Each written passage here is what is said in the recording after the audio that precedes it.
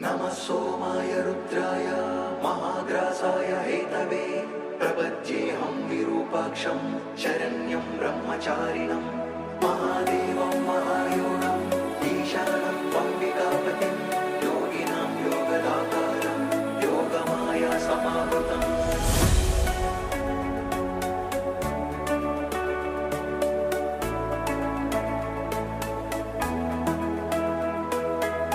महेश्वराय नमः, वामदेवाय नमः, त्रिलोकेशाय नमः, परमेश्वराय नमः, शितिकण्ठाय नमः।